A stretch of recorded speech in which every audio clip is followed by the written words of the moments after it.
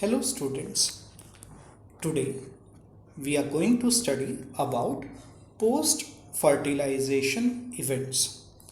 What are post-fertilization events? The events that take place in the angiosperms after the double fertilization.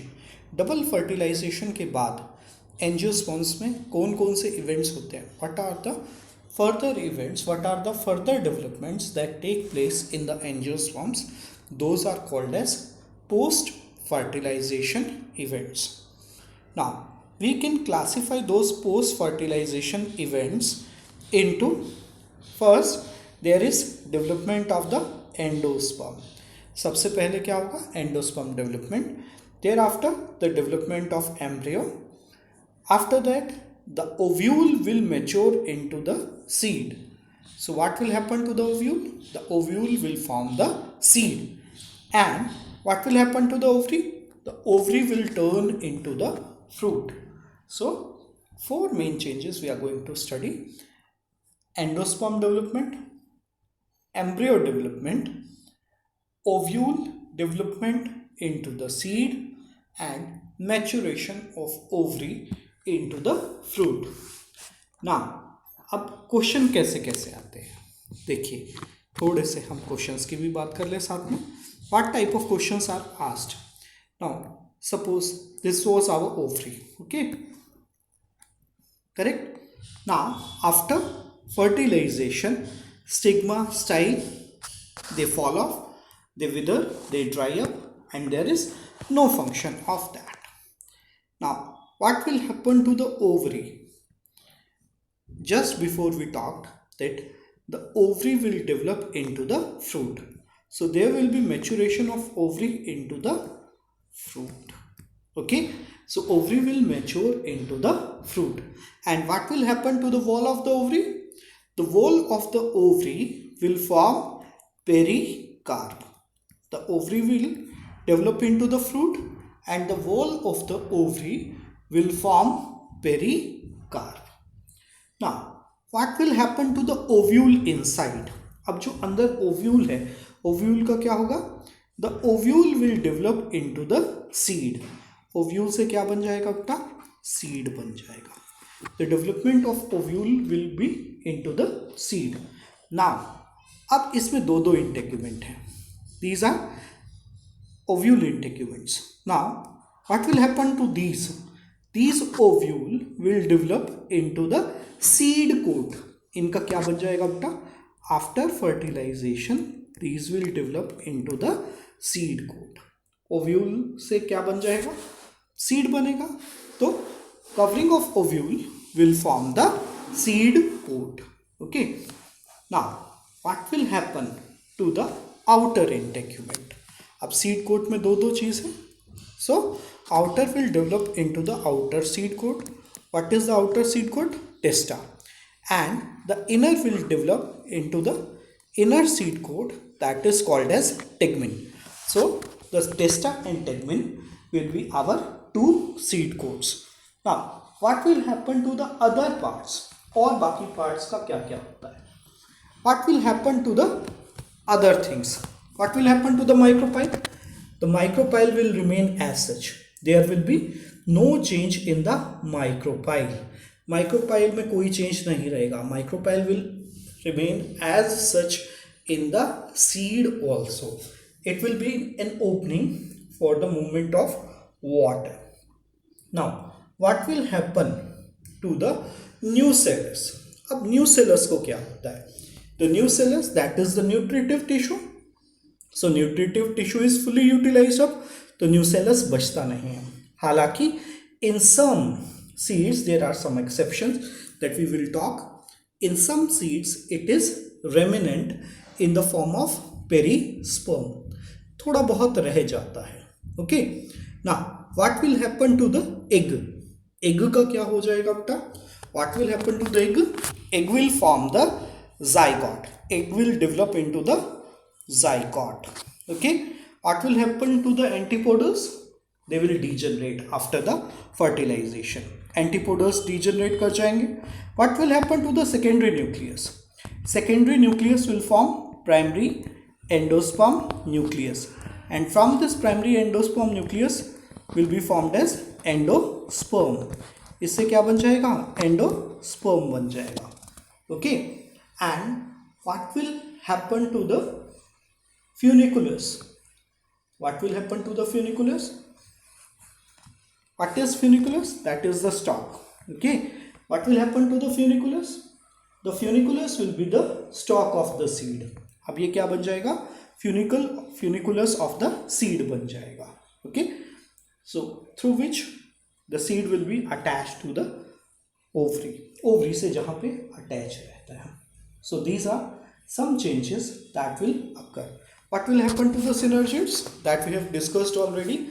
Synergids, their function is in fertilization, so they will degenerate. What will happen to the antipodal cells? They will also degenerate. Okay, so let us continue further. अब आगे क्या होने वाला है, चलिए let us discuss about that. अब post fertilization events में first of all let us discover what are the events that are going to take place during the development of endosperm. Okay, now what is an endosperm? अब ये endosperm है क्या चीज़? Endosperm, that is a nutritive tissue. Endosperm है क्या? It is a nutritive tissue which is formed from the triple fusion. Endosperm is a nutritive tissue which is formed from triple fusion. During that triple fusion in the angiosperms, there is one male gamete that fuses with two polar nuclei, and that tissue that is triploid in nature. और ये कैसा होता है बेटा? Triploid होता है. This is derived from the central cell, and this event takes place after fertilization. Okay, during the double fertilization it takes place. But in some plants, कहाँ पे? Gymnosperms में. In gymnosperms also there is formation of endosperm, and that endosperm that is haploid. और ये endosperm कैसा होता है बेटा? ये endosperm होता है haploid, and it is developed before the fertilization. और ये कब develop होता है? fertilization से पहले develop होता है. अब जब ऐसा कोई fertilization से पहले develop हो रहा है, now suppose if there is no fertilization, अगर fertilization हो ही नहीं तो क्या हो जाएगा? What will happen to the nutritive tissue? Yes, it will wasted. If there is no fertilization, so it is the reserve food for the developing embryo. अगर fertilization नहीं होगी तो waste हो जाएगा. तो ये क्या हो गई? Adaptation हो गई plants के अंदर. That through this adaptation, plants what they will do? They will not waste the endosperm. This process will occur only during the double fertilization. Okay, अब क्या होगा? डबल फर्टिलाइजेशन में ट्रिपल फ्यूजन हुआ, और ट्रिपल फ्यूजन में क्या बन गया? Primary endosperm nucleus. अब उस प्राइमरी एंडोस्पर्म न्यूक्लियस से क्या बनेगा? ट्रिप्लॉइड एंडोस्पर्म बन जाएगा. ओके, अब ये जो ट्रिप्लॉइड एंडोस्पर्म है, this will aid the development of the diploid embryo. ये क्या करेगा? डिप्लॉइड एम्ब्रियो की डेवलपमेंट में हेल्प करेगा. It will provide nutrition till the embryo develops itself. अब क्या क्या होता है? The cells of the endosperm, they are filled with the reserve food. ये reserve food से भरे होते हैं, and they provide nutrition to the developing embryo. But there are some families in the angiosperms. These are exceptions where the endosperm is absent. जहाँ पे endosperm absent होता है. कौन सी है? Orchidaceae, Podostimaceae and Trapezae. Okay, orchids, Podostimaceae and Trapezae. Trapezae water chestnut, सिंघाड़ा जिसको हम बोलते हैं, उसकी फैमिली है. There the endosperm is absent. वहाँ पे endosperm नहीं बनता. Then there is one more plant that is Enothera. Enothera अभी हम म्यूटेशन में पढ़ेंगे. इस प्लांट में म्यूटेशन डिस्कवर की गई थी, और यही एक ऐसा प्लांट है जो हम एवोल्यूशन में भी बात करेंगे. तो इसमें क्या खास बात है बेटा? द एंडोस्पर्म इज डिप्लॉयड इन ओइनोथेरा. इसके अंदर जो एंडोस्पर्म होता है वो कैसा होता है बेटा? That is diploid in nature, diploid होता है. नॉर्मल एंडोस्पर्म कैसा है, ट्रिप्लॉइड है. But in case of Oenothera the endosperm is diploid. Oenothera में एंडोस्पर्म कैसा है, डिप्लॉइड है. नाउ इन मेज एंड टोमेटो, मेज और टोमेटो में क्या खास बात है, मोज़ेक एंडोस्पर्म है. What is that mosaic endosperm, the patches of different colours are present. Maize में आपने देखा होगा भुट्टे में अलग अलग रंग के, तो वो किसकी वजह से है, मोज़ेक एंडोस्पर्म.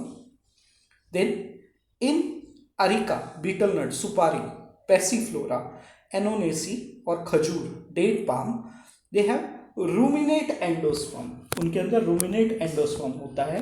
जो एंडोस्पर्म होता है वो काफ़ी रफ सरफेस हो जाता है. Okay, so such endosperm that is called as ruminate endosperm. In Erica, date palm, date, phoenix and vegetable ivory, what is there? The endosperm becomes very hard and that is cellulosic endosperm.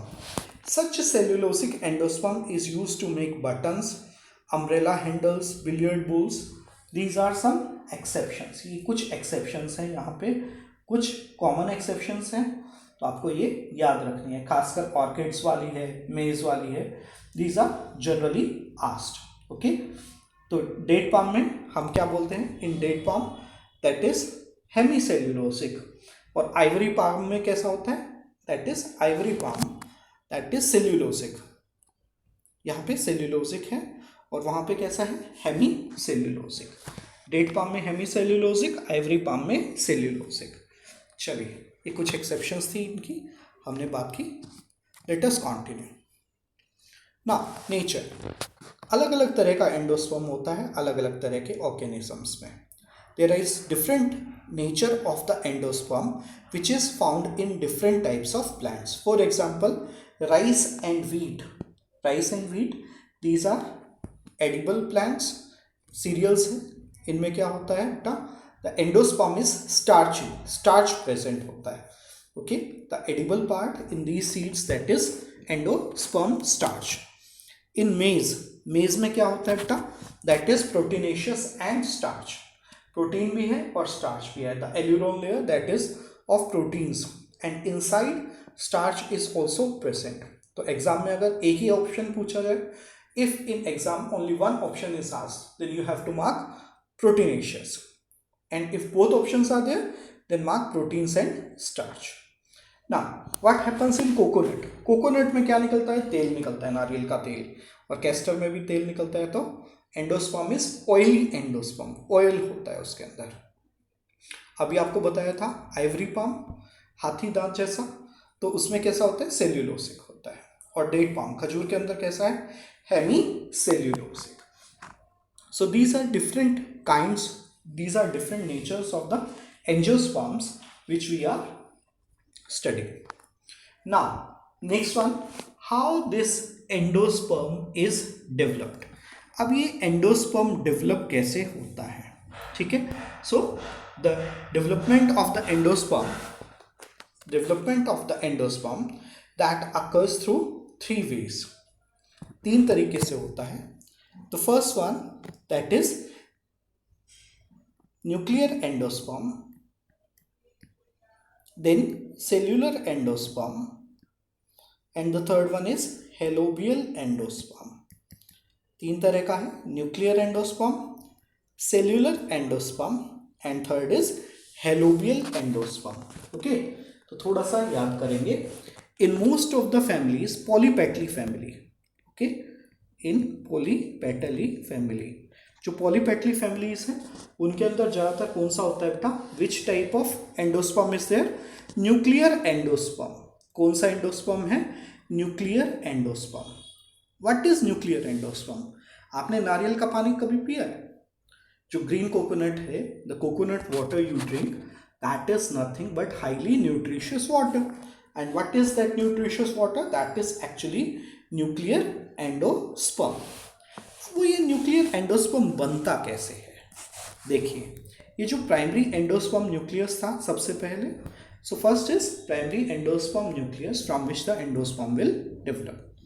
Now, in this primary endosperm nucleus, there will occur free nuclear division from 1 nucleus to 2, 2 to 4, 4 to 8, 8 to 16, and that will continue. Okay, so because free nuclear division is occurring, that type of endosperm development is called as nuclear endosperm. Okay, acha. After nuclear endosperm formation, these nucleus will develop cell wall and they will become cellular. तो उसके बाद क्या बन जाएगा, वो cellular बन जाएगा. तो जो कोकोनट में आप वाइट कर्नल खाते हैं, the white kernel of coconut, the white kernel of coconut, what is that? That is actually cell wall develop हो गया. तो वो कैसा हो गया? Cellular endosperm. That is cellular endosperm. So दो तरह का एंडोस्पर्म है कोकोनट के अंदर, न्यूक्लियर एंडोस्पर्म भी और दूसरा सेल्यूलर एंडोस्पर्म भी. दोनों तरह के एंडोस्पर्म्स होते हैं. Correct. So and question can be asked, जो कोकोनट में आप नारियल पानी पीते हैं वो कौन सा एंडोस्पर्म है?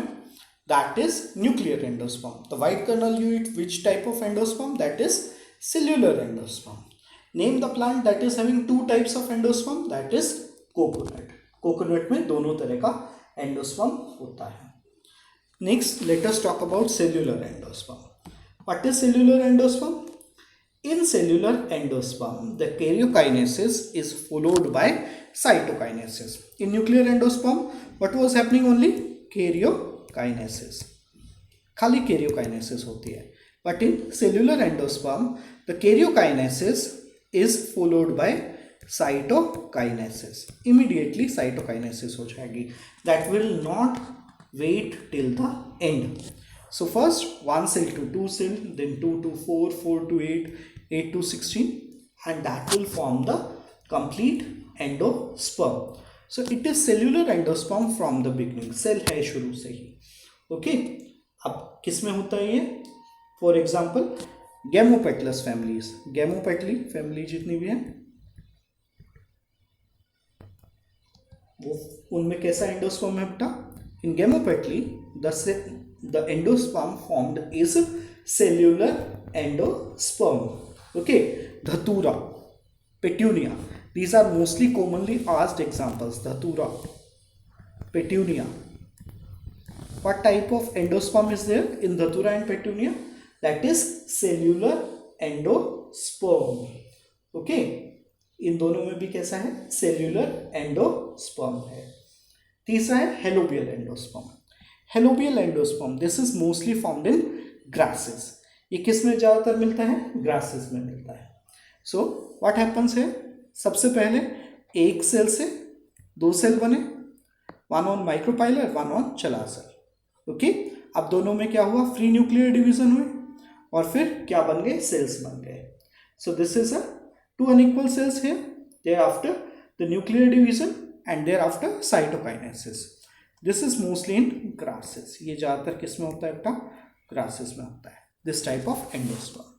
Correct? So we talked about endosperm. What is endosperm? The process of formation of endosperm, that is double fertilization. Then different natures of endosperm, and thereafter what is the process of formation of endosperm. ठीक है. कुछ हमने examples की भी बात की यहाँ पे. चलिए हम आगे बात करते हैं. ना नेक्स्ट, अब थोड़ी सी एग्जाम्पल्स आप हमेशा याद रखिएगा जो पूछे जाते हैं. मेज, व्हीट, राइस, सनफ्लावर, इनमें कौन सा एंडोस्पर्म है? Nuclear endosperm, cellular endosperm, balsam, petunia, धतूरा, और हेलोबियल एंडोस्पर्म, वेलिस्नेरिया, इरेमुरस, और हमारी ग्रासेस में, उनमें मोनोकॉट्स में ज़्यादातर कौन सा एंडोस्पर्म है? Helobial endosperm. चलिए next is fate of endosperm. आगे फेट क्या रहेगा? आगे भविष्य क्या रहेगा? What will be the fate? What will be the future of the endosperm? आपको पता है endosperm is the reserve food material for the growing embryo. तो reserve food material है. Now as the embryo will grow, जैसे जैसे embryo grow होगा, वैसे वैसे क्या हो जाएगा, endosperm will be used up.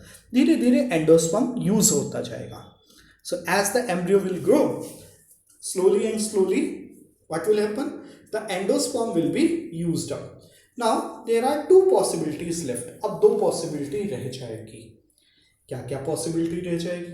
Either the endosperm is fully used, या तो endosperm पूरा का पूरा use हो जाएगा। Either the endosperm is finished, totally finished, used up, or the endosperm is left, slightly left, कुछ endosperm बच जाएगा।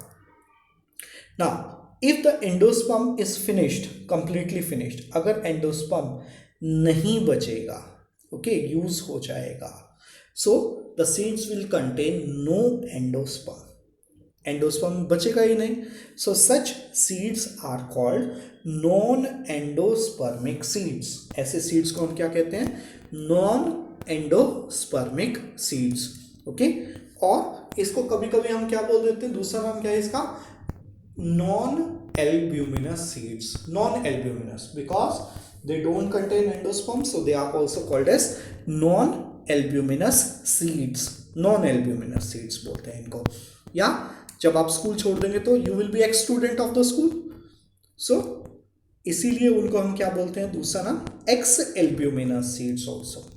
तो तीन नाम हो गए, the seeds which do not contain endosperm or in which endosperm is used up till the growth of the embryo, जिसमें use हो जाता है पूरा का पूरा, okay। such seeds in which the endosperm is fully used up, जिसमें नहीं होता वो तो totally different है, वो हम पहले बात कर चुके हैं। the seeds in which endosperm is fully used up and they are without endosperm, such seeds are called non-endospermic, ex-albuminous or non-albuminous seeds। ऐसे seeds में क्या होगा, both the cotyledons will be well developed, both cotyledons will be well developed, dicots में ज़्यादातर होता है, तो cotyledons पूरे डेवलप होंगे, they are well grown, they are fleshy, they are found mostly in dicots। लेकिन इसका क्या मतलब है कि monocots में नहीं होंगे, yes they are also present in monocots। तो एग्जाम्पल अच्छे से याद कर लीजिए, sunflower, ground, gram, beans and P. कैसे याद रखेंगे, सनफ्लावर, ग्राउंड, ग्राम, बीन्स, पी, ठीक है। ये डाइकॉट्स के एग्जाम्पल हैं। मोनोकॉट्स में क्या आते हैं, ऑर्किड्स एंड मनी प्लांट, ठीक है। तो कैसे याद रखेंगे, MOM, मोनोकॉट्स में क्या है, orchids and money plants, MOM, mom. ये क्या हो गए हमारे जो मोनोकॉट्स हैविंग एंडोस्पर्म। अब डाइकॉट्स, सन ग्राउंड में ग्राम, भी और पी, ग्राउंड, बीन्स और पी। सन ग्राउंड में ग्राम, बीन्स और पी बो देना, है ना, आसान है, याद रख सकते हैं। सन ग्राउंड में ग्राम, बीन्स और पी बो देना। तो this is the way to remember the dicots which are not having endosperm।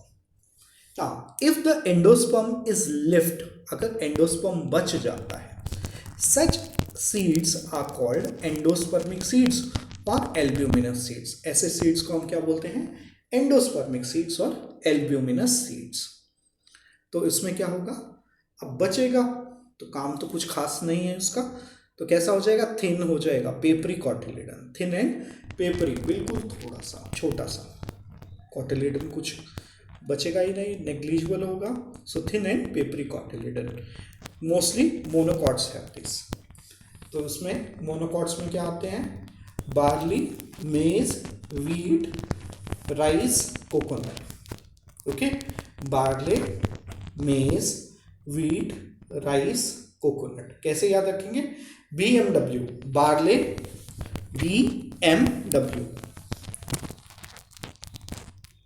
BMW, barley, maize, wheat are costly, okay.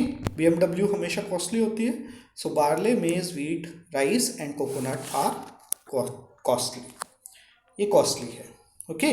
और डाइकॉट्स क्या है, कैस्टर एंड कोकोनट, तो CC, castor and coconut, these are seeds with the endosperm lift.